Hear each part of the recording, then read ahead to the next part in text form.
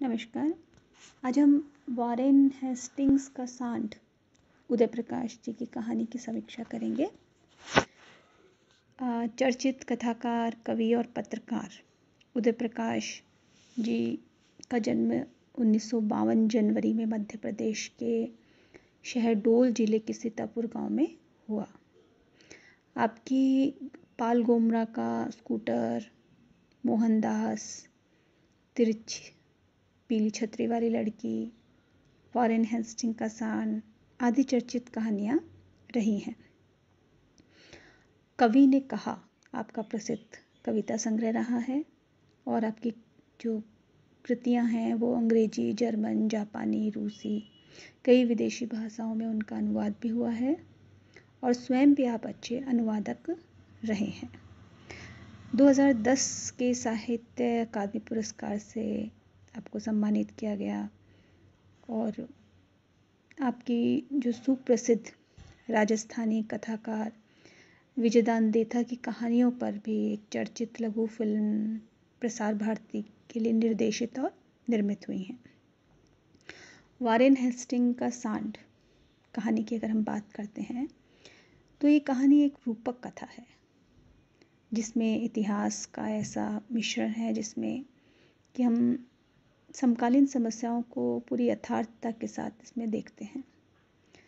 जहाँ ब्रिटिशकालीन दौर में उपनिवेशीकरण की प्रक्रिया थी और किस तरह से भारतीय सांस्कृतिक मूल्यों का और राजनीतिक प्रतिरोध का जो एक ताना बाना बुना जा रहा था, उसको उन्होंने एक अपने किस्सा गोई अंदाज में इसमें अभिव्यक्त करने का प्रयास किया है। तो कुल मिलाकर इसमें इतिहास तो है ही, उसके साथ साथ उन्होंने इतिहास को कल्पना के साथ में सम्मिश्रित करते हुए लोक कथाओं की भांति अपने कहें रहस्यवादी रूप में, रोमांच रूप में, पुनर्जन्म के कुछ कथाओं को एक अद्भुत मिश्रण के साथ उन्होंने इसमें कहें जादुई यथार्थवाद का स्पर्श देते हुए इसमें अभिव्यक्त किया है।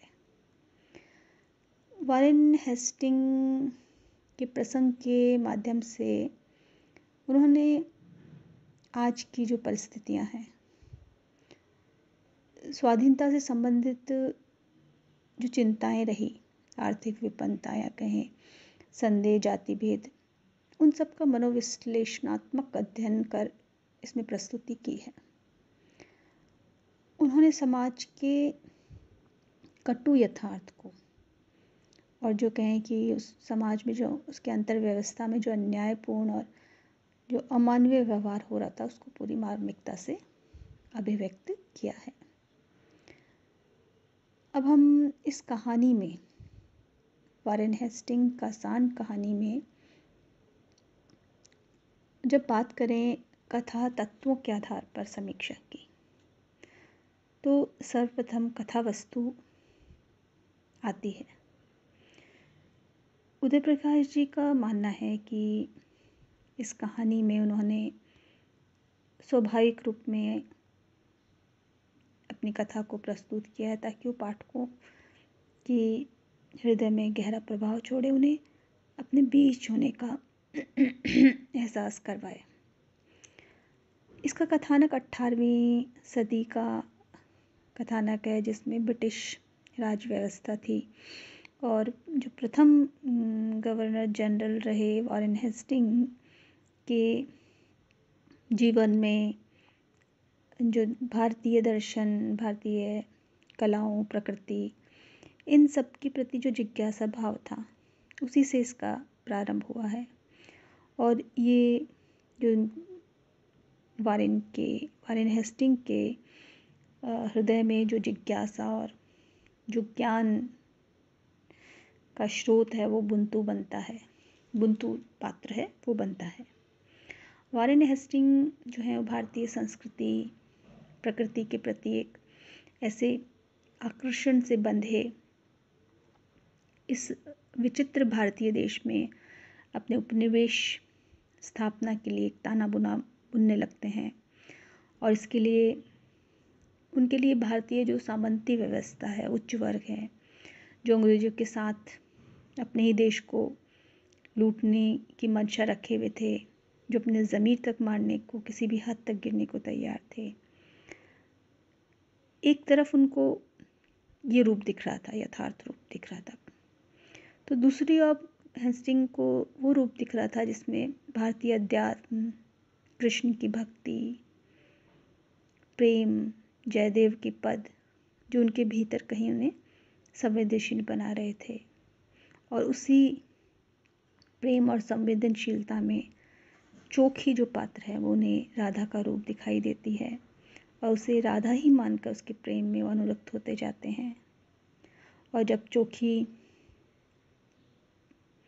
जो स्वयं उनसे प्रेम करने लगी थी, उसे वॉरेन हेस्टिंग के भारत के प्रति षड्यंत्र का पता लगता है कि किस तरह से ये भारत में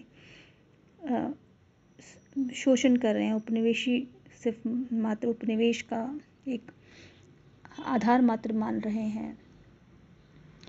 तो चोखी जो है वो इसका प्रतिशोध लेती है। अपनी गर्भवती चोखी अपने पेट में खंजर मारकर अपनी जीवन लीला समाप्त कर देती है, और जबकि वो स्वयं गर्भवती थी।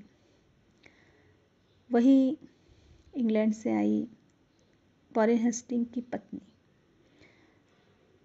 वो दूसरों की संपत्ति जमा करने के लिए किस तरह से वॉरेन को कोसती रहती है।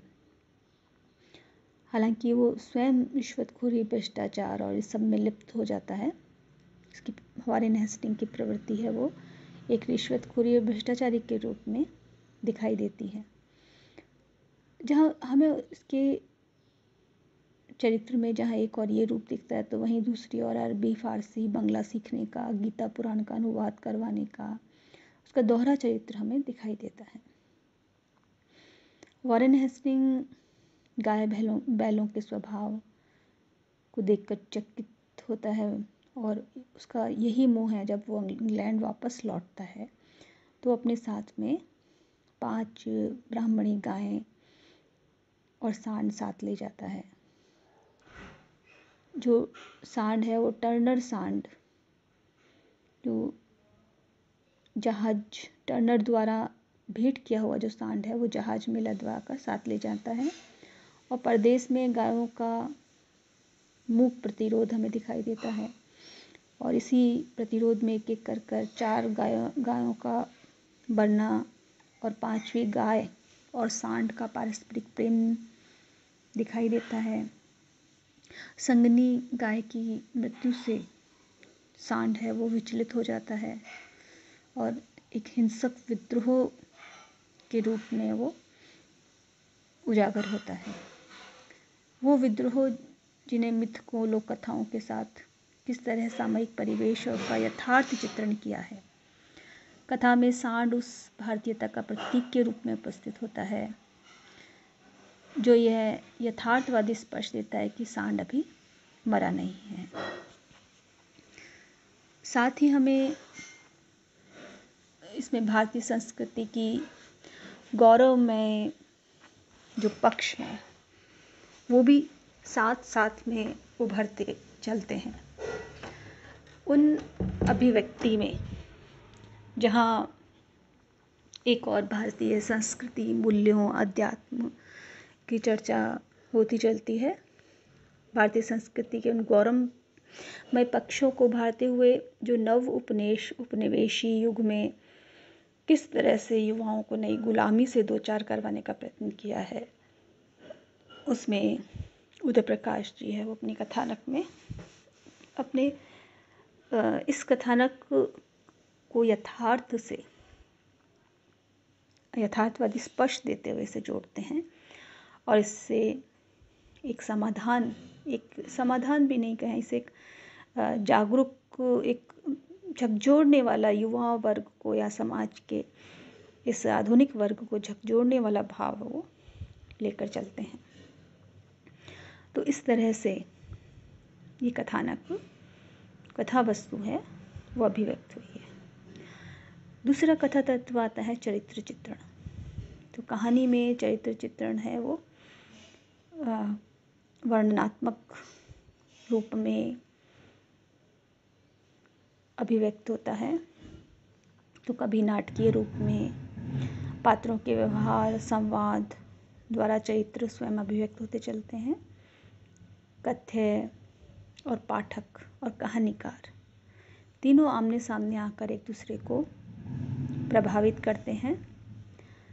इस कहानी में पूर्वदीप्त शैली में मनोविश्लेषणात्मक पद्धति का प्रयोग हुआ है और यहाँ जो कहानीकार है उसका उद्देश्य जो है वो व्यक्तियों के पात्रों के सभी चरित्रों को इस तरह उजागर करता है कि आज के समाज की सभी जो प्रतिनिधित्व कर रहे वर्ग के उसमें लोग आ गए हैं।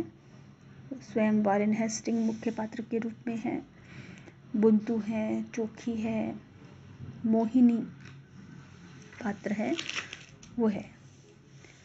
तो जैसा कि हमने देखा कि कहानी का मुख्य पात्र वॉरेन हेस्टिंग है जो बंगाल का गवर्नर नियुक्त हुआ और 2 वर्ष तक वहाँ काम किया।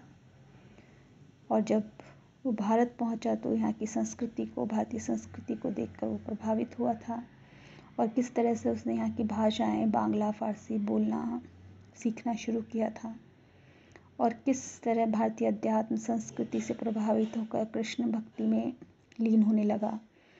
किस तरह से गोपाल की पद रचना की सुनकर रोने लगता और स्वयं कवि बनने की बातें करने लगता और किस तरह से भाव विभोर होकर स्वयं सूती कपड़े पहनकर गले में पीताम्बर डालकर पेड़ पौधे लगाने लगता, कभी बांसुरी बजाने की कोशिश करता और इसी अपने प्रभाव में आकर, इस भक्ति के प्रभाव में आकर वो चोखी को राधा समझकर उससे प्रेम करने लगता, राधा की छवि उसमें तलाशने लगता। और किंतु दूसरी ओर इसका दोहरा चरित्र जो है वो छलावेपूर्ण था, जो किसी भी कीमत पर भारत की भूमि पर ईस्ट इंडिया कंपनी की सत्ता को स्थापित करना चाहता था। और जब चोखी द्वारा वारेन के गर्भस्थ शिशु के साथ स्वयं को छुरा घोंपने की जब आत्महत्या कर लेती है तो उसके जीवन से मानो फैंटेसी चली जाती है और कोई स्वप्न ही जैसे बाकी न रहता हो। यहाँ उसका जो चरित्र है वो परिवर्तित होता है और वारेन है वो एक नए रूप में अवतरित होता है। उसके जीवन में एक जैसे मिथक नए रूप में, यथार्थवादी रूप में अभिव्यक्त होते हैं। उसका एक जीवन का एकमात्र लक्ष्य दिखाई देता है कि वो सत्ता, सुख, लोभ, लालच, षड्यंत्र, कामुकता ही उसके जीवन का लक्ष्य हो। और उसमें क्रूरता और बर्बरता है वो इतनी बढ़ जाती है कि जब 70 के जो महाकाल के दौर महाकाल पड़ा उसमें किस तरह से वो करों, लगान, भूखी और गरीबी जनता से वो लेने वसूली करने के लिए किसी भी हद तक जाने को तैयार हो जाता है और अपने भ्रष्ट, अन्यायपूर्ण और निरंकुश अपने कारनामों से इस कदर लिप्त हो जाता है कि इंग्लैंड में उसके खिलाफ महाभियोग भी चलता है। लेकिन वो इसी अपनी भ्रष्ट, षड्यंत्रपूर्ण योजनाओं से उससे वो बरी भी हो जाता है। तो यहाँ हमें वारेन हेस्टिंग के चरित्र के 2 रूप दिखाई देते हैं या कहें दोहरा चरित्र हमें वहाँ दिखाई देता है। दूसरे चरित्र हमें मोहिनी ठाकुर है जो धन और संपदा के लालच में एक भ्रमित हुई है, अपने परिवार की महत्वाकांक्षाओं और उसके आर्थिक लाभ को पूरा करते हुए किस तरह से अंग्रेज अफसरों की अंकशायनी बनती है। लेकिन जब उसका प्रेम लेटन से होता है तो वो अपने माँ को उसका विरोध जताती है और अपने जो अफसरों के साथ उनके अंकशायनी बनने के प्रतिरोध करती है और माँ से गो मांस खाने और अफसरों के साथ सोने से इनकार करती है और माँ के लालच के प्रत्युत्तर में किस तरह से वो एक आहत भरा संवाद करती है कि मेरी नसों में सारे यूरोप की गंदी नालियों का विषाक्त जैसे उच्छिष्ट बह रहा हो, पिताजी को और कितनी दौलत चाहिए, इतना तो मिल गया, तो उसका जो आहत मन है वो यहाँ अभिव्यक्त होता है। अगला पात्र बुंतू है, जो सहज सरल कृष्ण भक्त है। वारेन को भारतीय संस्कृति धर्म से अवगत कराता है, जो सखा भाव का निर्वाह करते हुए वारेन को सचेत भी करता चलता है। किंतु जब वारेन हेस्टिंग अपने लालच और षड्यंत्र में लिप्त होता जाता है तो वो किस तरह से उससे दूर होने लगता है और किस तरह वो अपना एक तारा जो बजाता था उसे तंदूर में झोंक देता है और गवर्नर जनरल से किस तरह से अलग होता जाता है।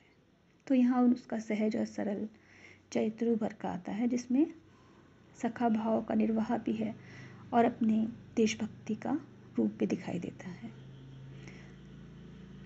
जो अगली पात्र मुख्य पात्र कहें वो चोखी है, जो नट परिवार में पली बड़ी है और बंगाल के नवाब सिराजुद्दौला की जो वफादार सिपह सलार मोहनलाल की बेटी है। वो वारेन के प्रेम पाश में फंस जाती है और उसे अपना पति मानने की भूल कर बैठती है और किस तरह से जब वारेन को भारत का नक्शा बनाने ब्रिटेन के अधीन करने का उसे पता चलता है तो अपने साथ विश्वासघात मानते हुए इसे खंजर निकाल कर अपने पेट में घोंप लेती है और अपनी लीला समाप्त कर लेती है। तो यहाँ हम देखें कि यथार्थवादी आदमी के रूप में जो वारेन है वो किस तरह से घोर यथार्थवादी रूप में भ्रष्टाचारी भूख उससे किस तरह बढ़ा रही है और किस तरह से वो बर्बर होकर अपना चरित्र उद्घाटित कर रहा है, वो यहाँ भी व्यक्त होता है।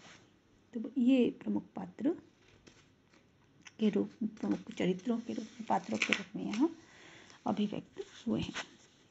आगे के कथा तत्वों की हम अगले व्याख्यान में चर्चा करेंगे।